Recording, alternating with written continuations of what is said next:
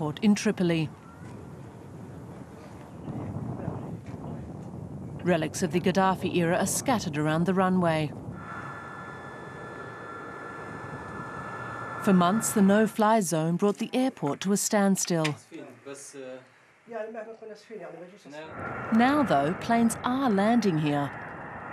There are direct flights to Rome, Istanbul and Frankfurt. A year after the uprising began, there are some signs that Libya is returning to normality.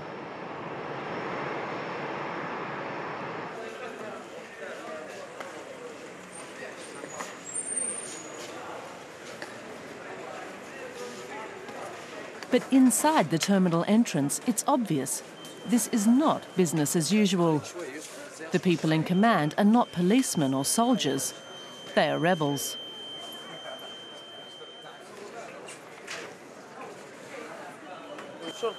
This fighter tells us the police force can't fulfill all its duties. It doesn't have the manpower. When the officers are elsewhere, the rebels fill in and do their job. Najib is one of 120 fighters stationed at the airport. For the last few months, they've been in charge of security here. We join Brigade Commander Mokhtar Lakhdar as he does his rounds. He's happy with the way things are going. More and more planes are coming in, he says. He thinks one reason for that is the good work done by his men. There's no real army, he says. If there was an army, there'd be no need for the rebel fighters to be here. Security for all government institutions is in their hands, even for the defence and interior ministries. Building up a new army isn't easy, he says. It's time for a shift change. The fighters know each other well. They all belong to the same tribe and come from the same place, Zintan, a town 180 kilometres south of the capital. Najib and his roommate Mohammed show us their makeshift barracks. 3 men share this cramped container. They get free meals. Otherwise, their work goes unpaid. But Mohammed insists that doesn't affect morale. They'll stay till they're no longer needed. If we laid back and thought about what we'd achieved, it would all be in vain, he says. It's not enough that Gaddafi's dead. What comes next is important too. Gaddafi ruled us for 40 years. We imbibed his regime, his authority with our mother's milk. His dictatorship flows in our blood. If we just went home, then the next Gaddafi would come. These men insist they fought too hard to let that happen. All have had their brushes with death. A mortar exploded here, narrowly missing their barracks. For them, the whistling of mortars is like music, Mohammed says. At some point, it became normal.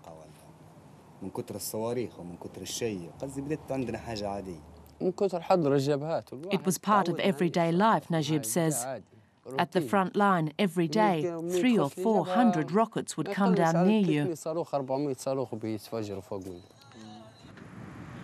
We travel on to Zintan, the men's hometown up in the mountains. Najib promises to show us around. What kind of place is it, and what prompted Najib and the others to take up arms? Zintan was besieged by Gaddafi's forces for several months. When the shelling failed to break resistance, the troops tried bribery. But in vain, the locals remained firm. Najib introduces us to his family. During the siege, his brother Hamza fled with the children to neighbouring Tunisia. Najib stayed and fought. Like so many others, he says he had nothing to lose. If there's one place with less than nothing, it's here. There's no effective healthcare. Some schools haven't been renovated since colonial days. There's nothing here to stop people rebelling, Najib insists. Now he hopes it's all been worth it. The fear, the suffering, the killing can't have been in vain.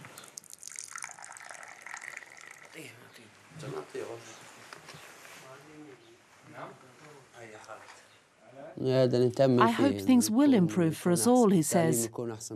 He wants the coming generations to have a better education so they can learn foreign languages. And he wants improvements in healthcare. So far, though, there's little sign of these hopes materialising. Not here, anyway, at Zintan hospital. Heavily armed rebels guard the entrance. They're part of the only battalion stationed in Zintan. The other fighters are scattered across the country, guarding borders, airfields and oil fields, until the army can take over. In this hospital, though, there's little worth guarding. Most of the beds are empty. And that's not for lack of patience. Mabrouk Al-Aila from the hospital management admits the situation is difficult. All the beds are empty because we can't treat our patients, he says. We don't have enough doctors or other qualified staff. We don't have enough equipment or medication. All we can do here is transfer the patients to other hospitals. Sometimes they have to travel 170, 180, 200 kilometres. We're more like an ambulance than a hospital, he says. Only the most basic treatment is available here. This girl, for example, is suffering from diarrhoea. She's been in the ward for 4 days.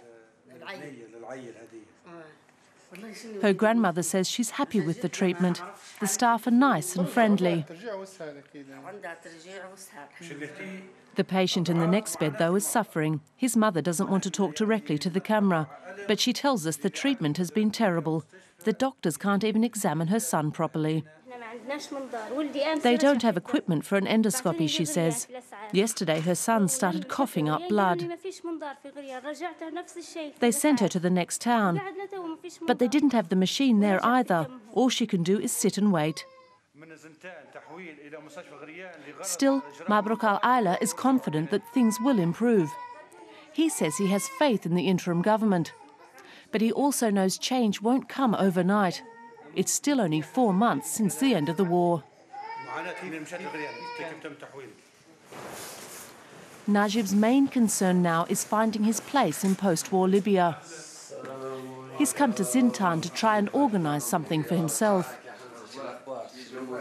All rebels can come to the local government offices and hand in a form where they list jobs they'd like to do.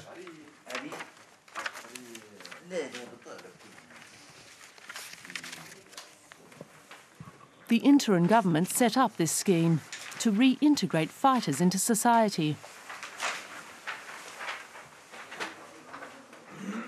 Like Najib, most rebels would prefer civilian jobs to military ones. I'd like to get more qualifications, he says.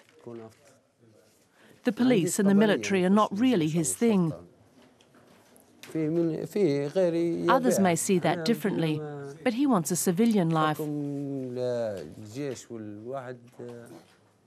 He doesn't see himself as a soldier or policeman.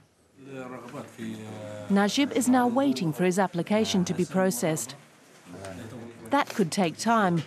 He can't leave his battalion until the military has been rebuilt. One of the volunteers processing his application is Sadek Al-Abyad. He says it's important to get fighters back into society quickly. Sometimes he's amazed by the qualifications the fighters have. There are doctors, engineers.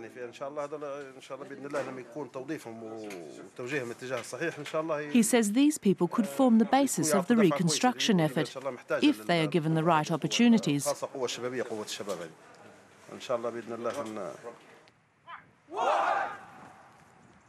For the moment, that depends on recruits like these. They will have to take over from Najib and the other fighters as part of the country's new army. Now they are a few weeks into their basic training. Like so much else in the new Libya, it's been improvised quickly. But Colonel Ali Anaheb insists that that doesn't mean it's easy. Civilians have to be drilled to make soldiers of them, he says. That takes time and a lot of training.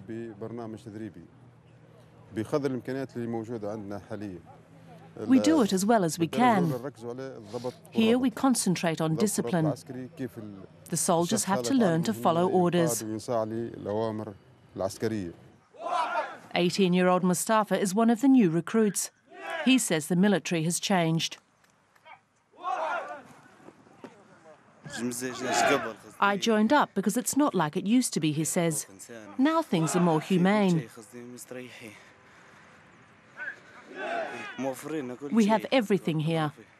There's enough food, we get breaks, and they treat us like brothers. Central to the training is not just discipline, but also the values many Libyans want to see their society embody. Freedom and democracy are what Mustafa and his comrades are supposed to defend, and not dictators. 1 year on from the start of the uprising, many Libyans are optimistic. But they also know they'll have to be patient. Change will take time, but it's a goal they're willing to chase.